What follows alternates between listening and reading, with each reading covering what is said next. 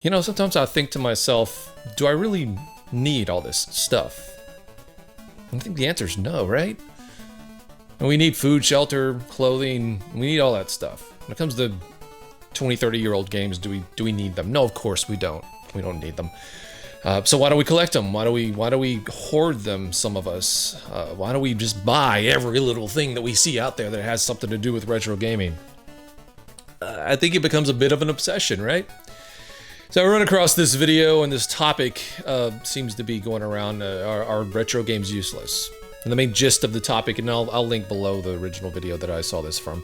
The topic essentially is, are these actual physical carts that we're talking about here, the physical carts, are they really necessary? Or is it necessary to play these things on an original console with the original controller on an old TV when there are more convenient ways to play them nowadays? Such as the Switch, emulators, virtual consoles, you name it, there's plenty of them. I don't think that there's a right or wrong answer to that. It's up to the individual, right? Me personally, I hate it when people say that, me personally, because me is always personal, so it's kind of redundant. But anyway, yes, it is. It's important. And I have so much of this stuff. I have a whole game room dedicated to this stuff. And it's twofold. When it first started out, it was, hey, I want to get at the stuff that I played as a kid because I enjoyed it. And back then, we could still use emulators. This was, 10, 15 years ago when I started doing this. And I played a lot of this stuff on emulators, but there was something that was just, there was missing. It was missing. There was something missing from that experience of playing it on the computer. And there were some of these games I hadn't played for a long, long time. Mario 3, and Ninja Gaiden, Castlevania, Ninja Turtles, you name it. All these games I hadn't played for a very long time. And I decided that I was not getting the full experience playing them on the PC. And all my original ones, I'd sold them off, or they were gone. I don't know where they went, but they're gone. I hadn't had them in a long time, so it spurred me to want to get an original NES and original, all the original games to go along with it that I remember playing. Games that I got on my birthday, on Christmas, all that stuff. There were fun, amazing times playing the games themselves. A lot of those games withstand the test of time, and they'll always be classics. But there was something deeper to it than that. It was those memories that I had attached to that stuff. It was the fact that my grandfather got me our first NES. It was the fact that my grandmother got me Ninja Turtles 2, the arcade game, and then the memories associated with playing Air Fortress and RoboCop 2. Not the best games in the world, but there's that nostalgic attachment to that, and it spurred what we have here today. It spurred me collecting. It spurred a little kick to the nuts to Jade, right, for him to do it as well, and it spurred this show and this channel and everything. And it really boiled down to the fact that I felt like just playing them on the computer, on the emulator, which I was doing for a good few months, just was not fulfilling for me. I wanted to hold the actual controller in my hand. I wanted to sit in front of a television and play them on an original NES. And it just killed me. It drove me absolutely crazy. The fact that my original NES that my grandfather gave me was gone. I literally no way of tracking that down. Absolutely gone. My original Super Nintendo, or original Atari. Well, I know where the Atari went, but there was no way I was going to get that back. It was given to a family friend. So I knew it doesn't hold as much weight as it is if it's your stuff, the physical ones that you had when you were when you were playing them originally. But I knew I still wanted to have them physically, so we went out and got them, and that's how I amassed this large collection. And it turned from that to, hey, I'm gonna get everything that I see that's at least cheap. And sometimes I've spent a lot of money on things that aren't cheap, but they looked fun. Or things that I got sucked in. As a collector, you really start to get that mentality of, at least I did, and Jay as well, of you got to, if it's rare, you gotta have it. If it looks interesting, it's uncommon, you gotta have it. It's like stamp collecting or coin collecting or card collecting. It's, I think there's something something about the human brain where it's once you start going down that path, you just have to. It's compelling. It's almost like it's not even about whatever it is you're collecting. It's about the act of collecting. And that can lead you down some paths that you may or may not necessarily want to go. For me, it was no big deal. I wasn't, for the stuff that I was buying. Most of that stuff is at flea markets and thrift stores and stuff. So I'm not paying high dollar end. As long as you can make your rent and your electric bill and everything's taken care of, and you have money to burn on video games, even if it's a few $1,000s. Not us, but if you're in that position and you want to do that, and I mean that's it's your business. But there was no way I was going to be collecting what I was collecting unless we did find them at flea markets for a fifth of their value, which gives you the opportunity to sometimes splurge a little bit and get something that maybe like $100 or $200 game at a game store every so often. So I went down that path. In 8-9 years later, well beyond that, that's the show. 15, 12. I don't know. I don't really keep track of time. But it's to the point where now I got so much stuff that I sometimes wonder. It's like, do I need all this stuff? And it's up to each individual to answer that themselves. For me, I'll never replace my favorite games. The Marios, the Zeldas, the Super Nintendo games, the NES game, all the Atari games, or something about how own like I can sometimes get away with, it's a little bit more convenient to play like a Super Nintendo game or a PlayStation or a 64 game, the few that I actually do play, in another manner. No, actually scratch that, not 64, because you got to have that controller or you're just losing out. But you get what I'm saying here. And but stuff like pre-NES, the Intellivision, the Atari, the Atari XE, the Atari ST. I don't know if that came before NES, but I played it before NES, so I'm counting it. All that stuff I have to have physically. Like it just, I will never play any other way. And 99% time with all the other consoles as well, but especially with those. And I just can't imagine. I will never ever sell or give up my Atari 2600 and all the games that go with it, the library. Never do that. I would never get rid of my Intellivision collection. It's too cool to me. And all this stuff isn't even worth that much. Occasionally you'll come across the really super rare game that's worth a lot, but for the most part, the library, the collecting on the Intellivision and the Atari is it's on the downward slope. It's not as much interest. The old guys are getting out of it, and the new kids, they don't care about it. So the prices go down. So I'm keeping all that stuff.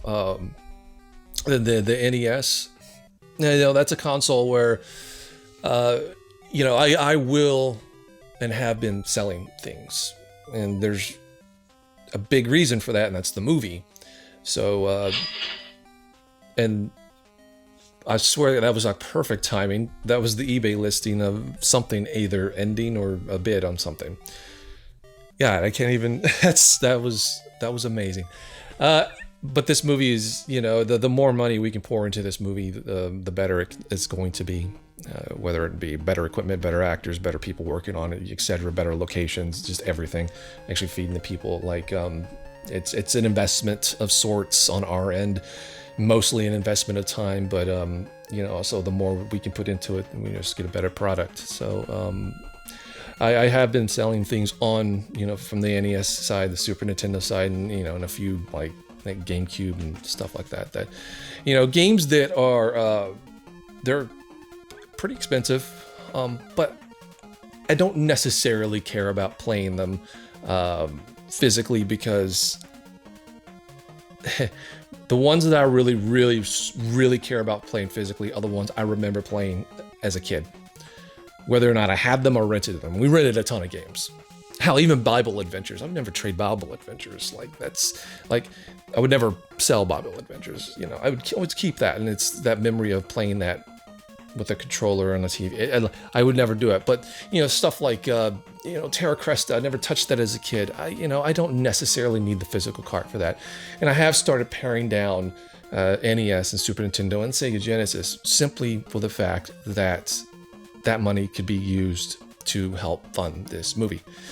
And I'm okay with it. That doesn't mean I'm going to sell everything. In fact, there's no way I'm going to sell everything. You know, at heart, I'm still a gamer and still a collector. But I've just come to the realization that some of this stuff I can let go. In fact, I'm going to be selling my little Samson at Retropalooza. Look, you know, that's a great game, but it's not one that I have any sort of special, like, nostalgic attachment to it. The only sort of attachment that I have on it is because it was on a Game Chasers episode. Now, with that said, not selling Flintstones, because that means a lot more to me. Just the way it was found, the buzz of everything on the show, it means too much. I would regret it a lot if I sold Flintstones. So I cannot do that, and I'm not going to. Yeah, no, but I have tons of rare games that I've sold, that I've gotten over the years that you guys have never seen on camera, because there were so many times we would go out and we wouldn't film, we wouldn't have access to a camera or a cameraman. So, you know, we go out and you film. Go out and hunt anyway. And I found lots of stuff. You know, Super 3D Noah's Ark, to name a few. And yeah, you know, those are ones that I, you know, if I don't have any attachment to it, I've been letting go of. And some of the things I've seen on the show. In fact, one right here. Focus, damn you. So yeah, this is something that was seen on an episode, and I'll put if you're interested in bidding on it, you know, the money's going to go towards the movie. So if you want to help support that and then also get something that was on the show, you know, that's an option too. I looked at it and I was like, this thing is huge. I never use it. Never once have I ever used the thing other than whenever I was filming, you know, putting it on for the episode. It takes up space. So I think more than anything right now, it's just a matter of kind of getting rid of some of the things that I don't necessarily want or need in order to fund or to put it towards something greater. I have decided, like, okay, there are certain things that I'm willing to part with, and some of this stuff is really good. You know, I'm not just saying, hey, I'm getting rid of hoops on NES. If you look on the eBay history, on the link below, like, you'll see some of the stuff that I've already sold. And not only that, like, I sold things at last Retropalooza Houston. I'm sure somebody who has or is watching this video right now maybe even bought something. So I am getting rid of some of that. I have certain rules that I've been doing. I've not been getting rid of anything that was a gift. I haven't been getting rid of anything that was like given to us like a really super bro deal. I've seen a few games up there that's like it would fit my criteria of okay, I don't ever play this game. I don't like it. You know, I got it. I don't like it. I'm never gonna play it again. I don't need it. It's just taking up shelf space. But somebody gave it, like a friend gave me a hookup on this thing, super cheap. So that would make me a real piece of work if I actually went and sold that thing. So there's some, you know, there's games in that category as well.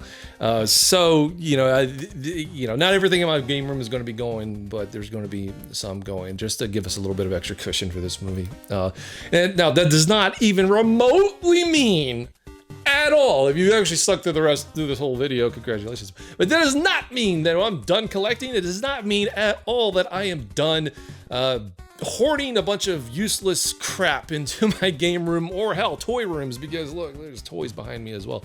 There are certain things I'm still on the lookout for that I really want, whether it be gaming or memorabilia or whatever. I would just kill for one of those McDonald's Mario 3 display things where they had the little Happy Meal toys, the display that I could have had it for $100 at the last Retropalooza because somebody was selling it. I was an idiot. I was an absolute idiot and tried to wait till the next day to see if I could get a little bit lower, and it was gone. So I'm an idiot there. And so the passion is still there to collect things and to just go out there and find stuff. I just have to be a little bit more selective and understand that I can't just hoard every piece of plastic I see just because it has something to do with video games, right? So that's where I am in all this, and a little bit of a bonus. And by the way, Jay's been doing this too.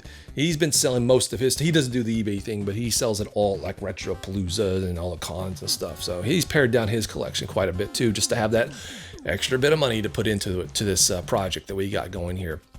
Now, again, in fact, we're going out this weekend to shoot some game chasers and then some toy chasers as well. So we're still going out there. We're still finding. We're going to look for stuff. And this actually helps almost in a way, because it got to the point really, last few couple years of shooting the show, it's, oh my God, everything we come across, we have already.